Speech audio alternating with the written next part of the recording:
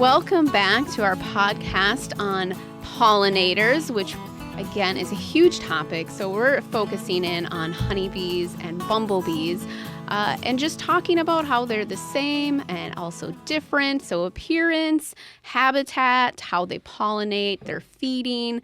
One thing we didn't talk about either was their sting.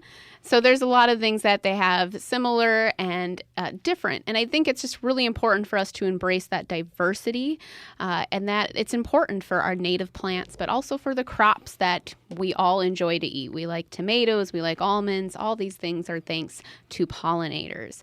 So now we're going to dive in and focus in on honeybees. And today we have with us Tim Reese, farm supervisor at Gale Woods Farm. Tim, can you tell us a little bit about yourself? Sure. I have been the manager out at Gale Woods Farm since it was became a part of the Park District in 2003. So I've been out there since before we had an orchard, and now those trees are 15 feet tall and getting old and changing. So I've seen a lot of changes on the farm, including the honeybees and how much success we've had in overwintering them and collecting honey from the hives. So it's been quite a learning experience. They teach me a lot. Yeah.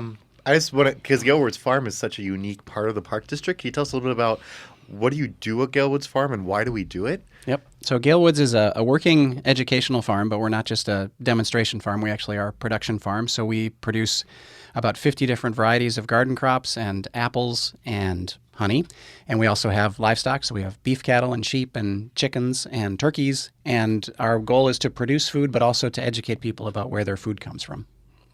Yeah, which I think is so important, especially a lot of our parks are in urban areas in Hennepin County. And so a lot of people don't have that farm experience anymore. So it's really unique to be able to have that ability to bring your kids out and your family to experience that. Yep, we like to think of ourselves as everybody's grandparents' farm. Because in my generation, and that's how I grew up, you had a farm to visit. Everyone had that opportunity to go do that. I didn't grow up on a farm, but I had a lot of friends who did. And I always felt like I was missing out on something. And they would always tell me like, oh no, after a week, you'd be over it.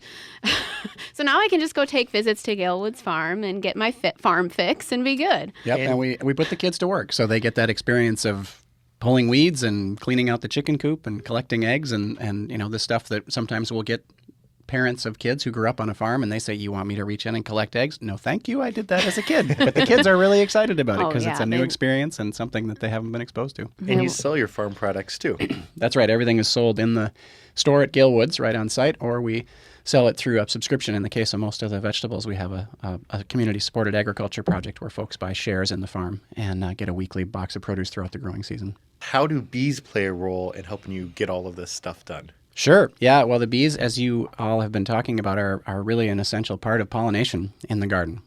Like I said, we raise about 50 different garden crops, many of which are pollinated exclusively by bees, a lot of native bees. But with the number of garden crops that we have, it's really essential to have enough bees there to pollinate those crops. And the apple orchard, we have about 65 trees.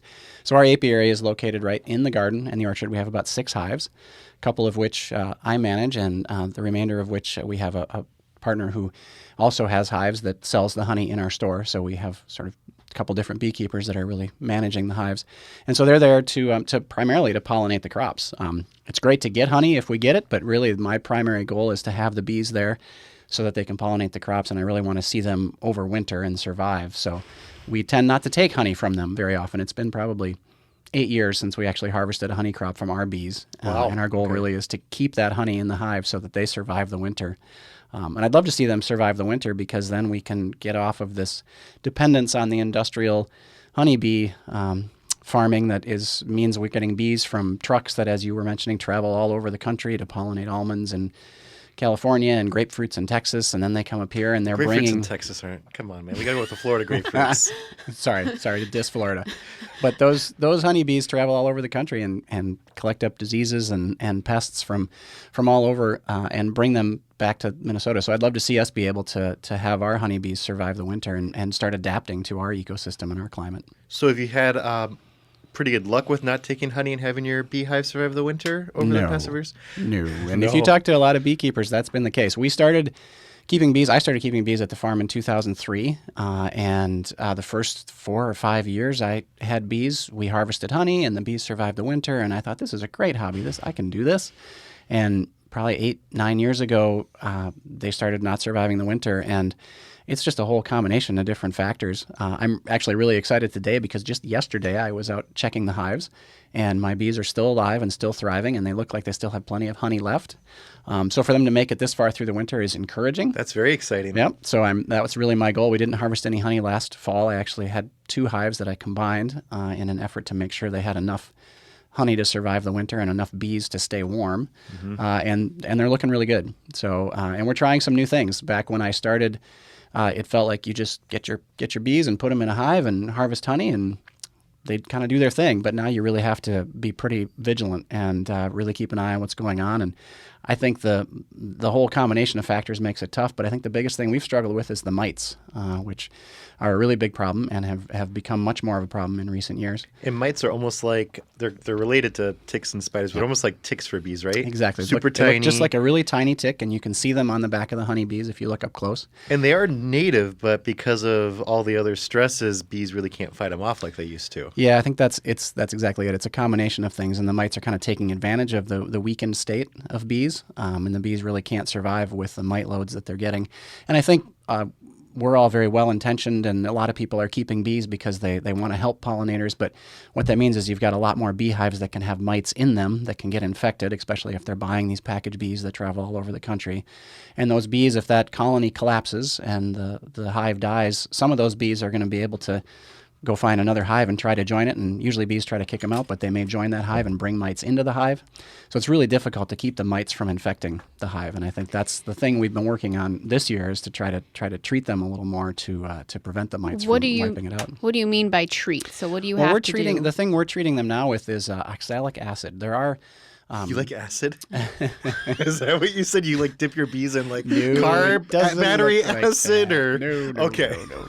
So the way you treat them with oxalic acid is by vaporizing oxalic it. acid. Oxalic Okay. acid, yes. It's a powder, and you put it in a vaporizer that heats it, and then puts essentially the smoke or steam through the hive, and Okay. that basically kills the mites and agitates them and gets them off the bees. And doesn't affect the bees all that And it doesn't much? affect the bees. Interesting. Yeah. And it's much safer than some of the miticides. There are chemical pesticides that you use for mites, but we've avoided those because we strive for organic practices in our garden. So I've never used the mite strips, which are covered with those chemicals. So this is a relatively new treatment, and if you treat them at the right times, you can hopefully wipe out the mites. So that's why we were treating them yesterday, is that in the wintertime, there's no brood or small larvae that are capped in the honeycomb where the mites can hide. Okay. So if you treat them now, you're treating all the adult bees that are there, and you can hopefully wipe out any mites. And there's no new mites coming in because there's not a lot of bees moving around to bring them into the hive. So hopefully we can start this spring. The queen will start laying. She'll be laying clean eggs that will grow and then get capped in the brood, and will be mite-free coming into the nectar flow here in April and May, and we can really get some bees to produce some honey so that we can harvest some, but we can also leave it for them to survive the winter. So I'm hopeful after seeing them yesterday that maybe this treatment is working. So you're managing your actual beehives differently to make sure you're caring for them, trying to reduce some of those stresses. Is there anything that Gale Woods Farm does in terms of your farming techniques that are different from a lot of the bigger farms that you think help your bees? Yeah, certainly. I mean, for honeybees, I think the biggest one is we use organic methods, so we're not using any chemical pesticides, which that is a factor in what's impacting both the native insects and the honeybees for sure. So I think that's one thing that helps protect the bees. We also are planting hedgerows along our garden fence of pollinator plants, pollinator attractive plants, so flowering plants that can attract some of the native bees, so that can help the population that's going to be there to help pollinate our crops. And then we're fortunate in that we have a lot of wild land around us. We're a 410-acre park, and we manage about 3 of that for gardens. So we've got a lot of native habitat around us for some of those native pollinators, and sort of as a buffer for some of the other things that can negatively impact the honeybees. If you're not using pesticides, do you have a lot more trouble with like your apple orchard and Yes. having that? Weeds. What do you do with all the weeds? Well, the beauty of flies that is or- we have lots. We try to provide labor so children can experience life on the farm. So we have lots of little hands that do I weeding. like how he so- sells that. I'm selling it. Yep, it's kind of like Tom Sawyer. Come pay me and I'll let you weed. Exactly. So that is one issue. We have a lot of weeding to do in the gardens, but in terms of trying to get apples, it's very difficult because we live in a humid climate where there are lots of fungal diseases and other issues that can impact apples. And apples are very, very difficult to raise organically in Minnesota. So we make a lot of cider. Okay. We grow very ugly apples, but they still taste great. So, yeah, I mean, just because it's ugly doesn't mean it isn't good to eat, but people don't necessarily like seeing it. But that's an interesting lesson, and we typically ask kids that when we go through the orchard. We pull an apple off the tree, and they look at it, and they see this apple that's got scab on it, and it's got holes in it. And I say, would you eat this? And they say, no. And then I take a big bite out of it, and I say, it's delicious. Yeah. And they look at me funny, and then we take a whole crate full of apples that they picked, and we run them through the cider press, and they drink the cider, and it's fantastic because it's fresh, and it doesn't matter what it looks like. So there's a little lesson in there in what our desire for the perfect looking fruit or vegetable causes us to do, and we use chemicals to try to create vegetables that don't have any of these diseases and look perfect, but there's a negative impact of that. Well, I know, yeah, personally being from Florida and being, a Florida citrus advocate because, it's the best citrus in the world, you can't get Florida oranges. You can hardly get Florida grapefruits around the country anymore because they got this citrus blight that all it did was make the skin look ugly. Yep. Didn't touch the fruit on the inside at all, but because of that, they couldn't sell it. And now you can get Florida orange juice, but not Florida oranges. And, I just find that personally very depressing because I miss my Florida citrus. And it was all because of a cosmetic thing, not because it had insects living inside of it, not because the fruit was drier or tasted different. Yep. And I think that when you talk a lot about grocery waste too, so much grocery waste comes from the fact that a pepper might have a little spot on it that you could easily cut off. And so moving forward, how do we change society's perceptions of what is good fruit versus bad fruit? Yeah, and I think that's really a huge part of what we try to teach kids at Gale Woods because they are so disconnected from agriculture that they might think every pepper that grows on a pepper plant is going to look perfect, or every apple comes off the tree looking beautiful, and they don't realize the efforts that have to go into that and some of the negative impacts of that. So when we're teaching kids in the orchard, we bring them out, and right next to the apiary we have a screen house. So the kids can file into the screen house, and we can take the hive apart, and we can show them the bees and show them the activity, and they're fascinated, and their faces are pressed up against the screen, and they're safe from that sting you talked about, which is the first thing most kids, when they think of bees, they think, I'm going to get stung. And even then, you have to make them pretty upset to get stung. Yeah, you do. And so then they sit in the screen house and they watch us working with the bees. And sometimes I'm just wearing my bee veil and I'm not wearing a coat. And they can see that I'm there and the bees are crawling all over and they're not stinging me. And I'm there showing them the bees. And so they kind of see, wow, look at these amazing creatures. I can see them up close and not be afraid of them. And then we go into the orchard and we talk about how important it is for our farming practices to try to embrace the bees and rather than harm them. And I think it's a great lesson for the kids that they don't really get a chance to think about very often. They think bees, they're going to sting, and they don't realize the complexity of what's actually going on. Yeah, I think that's really important with a lot of people that they don't, like we mentioned, the connection to food, but just that fear. Like they hear something buzzing and we instantly think, bad, get it away, swat it, kill it. And honeybees, yes, they sting. They can only sting once, though, because they have that barbed stinger. And then bumblebees, though, can sting multiple times. But they're really docile. I don't think I've ever been stung by a bumblebee. Like I've gone up and I've tickled them while they're nectaring, and they just kind of take their little legs and go like, get off, get off. away, busy, exactly. busy. I got work to do. I know that they can sting, but I don't know if I've ever met anybody who's been stung by a bumblebee. Well, you met me. I've been stung. Well, but that's because you're like, I suppose you, but doesn't that come from you like handling them in nests to try to mark them? That's me like holding them to mark them for survey purposes. I can't blame them for that. So that's asking for normal people's interactions with bees. I probably won't get stung by a bumblebee. This last year that we did bumblebee surveys, I actually got stung by a rusty patch bumblebee.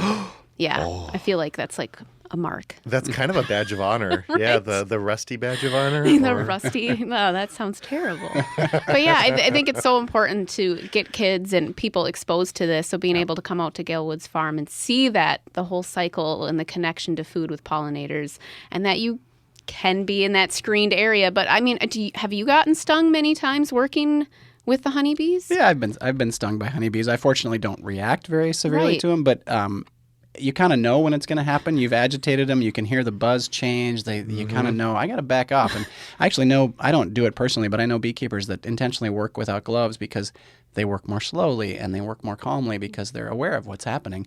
And they don't want to agitate the bees because that if you work them up, then they're putting their energy into defending their hive and their honey instead of producing more nectar and taking care of the hive. When you think about how amazing is that you're working in the hive with somewhere around 50,000 bees and you get stung maybe a handful of times a year when you're going into that hive somewhat regularly. I think it shows how they don't want to sting. You really do kind of have to provoke them towards it. Yeah, their goal is to protect that queen and build up their honey supply. So Yeah. yeah, I really see the bees at the farm. It's an important role that they play to produce honey, but that's probably their third most important role. Their first most important role is the pollination that they provide. And I've seen figures that the value of their pollination is 100 times the value of the honey they produce nationwide. So I believe that. That's really their top role, is that pollination they provide for the garden. And I think their second role is to be those ambassadors that really help kids see the incredible complexity of the natural world and how interconnected everything is. And then their third role is kind of this nice little bonus, is we get some really wonderfully tasting honey that we sell in our store. Which can be delicious. And that's a nice way too. People can connect. They can come to the store. They can buy honey that was produced right there by bees at Gale Woods, and make that connection through what they're eating to this beautiful park that we have as a part of our system. Just one last question. Is there any other challenges that you've encountered with bees, or any other changes that you've seen that you haven't talked about already that you'd wanted us to know about, or do you feel like you've covered it pretty well? Well, I think just the incredible work that's happening in Minnesota around honeybees. We developed at the University of Minnesota, they developed these hygienic queen bees that are actually have a behavior for cleaning the hive out of diseases like foul brood and other diseases that come through the hive. The queens actually have the behavior, or their offspring have the behavior of being able to detect larvae that are infected with diseases and clean them out. Huh. And so Minnesota is actually the first place where these hygienic queens were developed, and that's become an international, almost an essential piece of beekeeping, is to order these hygienic queens. And so I think there's a lot of work happening that's being recognized and is really important in Minnesota to the future of the honeybee. And my hope really is at Gale Woods we can start overwintering our bees so that those queens can become adapted and really show some either behavior or genetic resistance to some of the things that are affecting bees. So I think there's hope. We hear a lot about the terrible things that are happening to honeybees, but I think the work that people are putting in is we're starting to see some payoff, and that's why I sort of feel optimistic, especially after seeing that my bees are still alive this winter. Yeah. So I think there's, while it's, I think, a dire situation in a lot of ways, I think there's a lot of great progress being made. So. Well, thank you for talking with us today, Tim. Everyone get out to Gale Woods Farm. Is there a good time of the year to come out and see the bees? We try to use the bees with a lot of our summer programs. Every Saturday morning we have a program from 9:30 to noon for the public to come and engage in the farm. And a few times of the year we have a special theme, and one of our themes will be Pollinator Day, when we'll talk about native pollinators and we'll open up this greenhouse and bring people down. That'll probably be in June when things are really active. Neat. Well, I hope people go. And next, we are going to talk to Britt Forsberg, Program Coordinator of Minnesota Native Bee Atlas, to speak about the importance of native pollinators and what you can do at home to promote them. And we'd like to extend an invitation for all of you to join us on Saturday, September 21st, for the 50th anniversary of the Restored Planted Prairies at Crow-Hassan Park Reserve. There will be horse-drawn wagon rides and so much more to celebrate 50 years of prairie restoration efforts. Brandon and I will be present at the event and leading our very own A Wandering Naturalist hike through the prairies. So again, make sure to visit threeriversparks.org for more details, and you will need to register, and we look forward to seeing you there.